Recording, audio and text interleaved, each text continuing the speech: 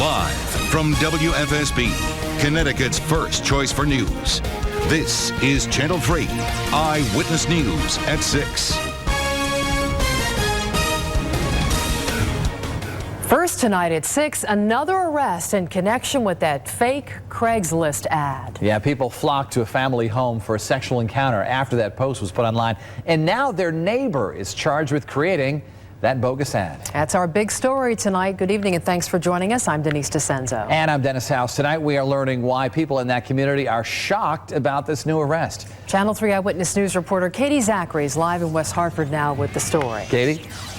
That's right, Dennis and Denise. 42-year-old Philip Conran turned himself in to West Hartford police after hearing detectives had a search warrant for his home. He works at a restaurant as a chef, but at the time of the ad, he was at home recovering from surgery. His house on Dartmouth Street is quiet. No sign of 42-year-old Philip Conran, who police say posted a lewd sex ad on Craigslist, posing as his next-door neighbor and soliciting men for group sex. We see each other in the morning and we said hi, and just it can't be him. Tiffany Wynn's family has lived across the street from Conran for more than a decade. Neighbors never expected a slew of strange men to show up at Conran's neighbor's house looking for group sex with the woman inside. This is a very friendly neighborhood. It's always been quiet and very nice. It's a shock for us. Conran has hired defense attorney Michael Giorgetti, who won't comment on why his client made up the ad. West Hartford police don't know either, but say things got out of control after this man, Richard Z., responded to it, but went to the wrong house and assaulted a teenage girl living there by touching her in a sexual way. They're charging Conran with everything that happened from the prank, harassment, criminal liability for sexual assault, and more. People showed up at a person's house when they had no expectation that that was going to happen, and it also caused a further disturbance in the neighborhood. And Conran appears in court later this month. His attorney says that they will enter a not guilty plea and at that time offer an explanation for the prank.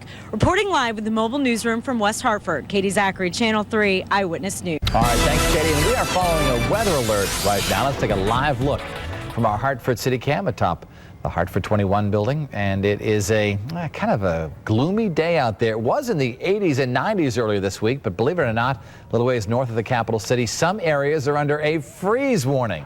Let's check in with the chief, Bruce DePrest, with all the details. Bruce? Weren't we just talking about 93 degrees 2 days ago?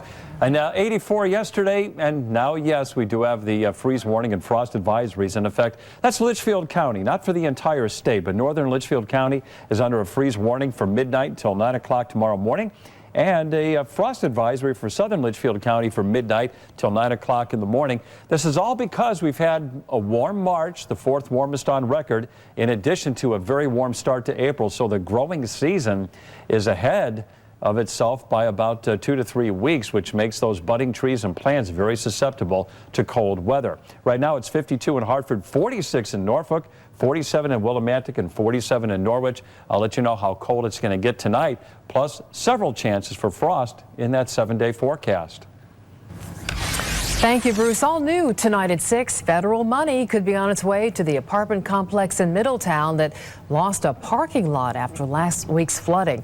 Today, city and federal engineers met to survey the damage at the Charton Apartments.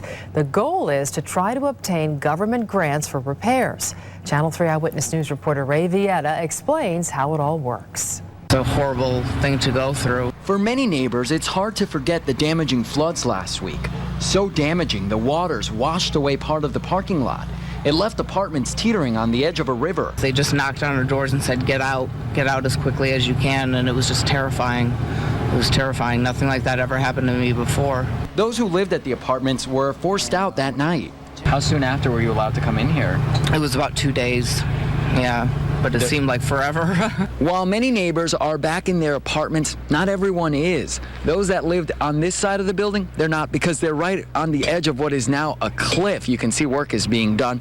Same goes for right across the parking lot. The neighbors in that end of the building, they're still not allowed inside. Now, we don't really want to go too close to the edge. That's why engineers with the USDA, who specialize in natural disasters, came to the apartment complex to tour the aftermath of that mudslide. They're convinced the property is eligible for funding. We'll bring a team in here soon, as soon as we can get it together, and then we'll make a determination on what we should do. That's when they'll also determine how much money they can provide for the complex. Neighbors here are hoping this complex gets funding and gets it soon. Reporting in Middletown, I'm Ray Villeda, Channel 3 Eyewitness News. Here's a question to think about over the weekend. Who will lead the city of Hartford once the mayor's corruption trial gets underway? And with jury selection set to begin on Monday, there are questions remaining over whether Mayor Eddie Perez should remain in office while he makes his defense, or should he step aside temporarily while he makes his defense on bribery and extortion charges. Channel 3 Eyewitness News reporter Len Besthoff has been covering this story since before the scandal broke a couple years ago. He's live tonight in downtown Hartford with the story. Len? Well, Dennis, it's a very interesting question. Let's just make this patently clear, though. The mayor says he plans to remain in office while this trial is going on. But there is a provision in the city charter for if the mayor is absent or becomes disabled. Good to see you back. In a taped segment for this Sunday's Face the State, Hartford City Council President Pedro Zachry commented on whether Mayor Eddie Perez should temporarily step down during his upcoming corruption trial. I can't say that he's doing the right thing or the wrong thing. I would not do that. I think that... Is it hurting the city? Well, I think that it doesn't help to move the city forward. Zachry would be the one who steps in if Mayor Perez were to step aside temporarily for his corruption trial. The city charter says in the event that the mayor is temporarily absent or disabled and is unable to perform the duties of the mayor's office, the council president shall exercise the power of the mayor. But then there's a question of interpretation. It's also said in the charter that an absence shall not be considered one if the mayor can stay in contact with the chief operating officer of the city by either phone or electronic communication. While the mayor cannot answer his phone while court is in session, there are breaks during the day, which gives him more than enough leeway to remain in office, according to former Chief State's Attorney Austin McGuigan. I don't think it's murky. I don't think there's any reason that he has to step down because of the charter. It's just not there. So on Monday, when jury selection begins, the mayor will be there. He'll continue serving as mayor. He'll continue collecting his annual salary of $139,000 per year. And McGuigan says this is not without precedent. There have been a number of corruption trials in Connecticut involving municipal leaders where the same thing has happened. We're live with the mobile newsroom in Hartford. Len Besthoff, Channel 3 Eyewitness News. All right, thanks, Len. You can catch my full interview with City Council President Pedro Zachry and hear more from Len this Sunday at 11 on Face the State.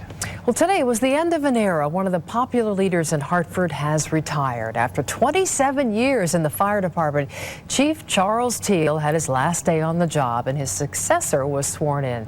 Teal announced his plans last year, saying he's ready to hang up his uniform and get a doctorate in psychology. Chief Teal to become Dr. Teal. Fire Marshal Eddie Caceres was sworn in as the new chief just about an hour ago. Ceremony will be held for Caceres on Wednesday. Still ahead, all new on Eyewitness News at 6. The dispute over the Gadsden flag and its "Don't Tread on Me" slogan continues at the state capitol. Today it was flying, but not from the flagpole where its supporters wanted to see it. We'll explain coming up. And all new at 6. We're here to let the community know that we are a growing, expanding organization. A look at how one local business is growing by tearing down part of its building, how it's connected to new jobs.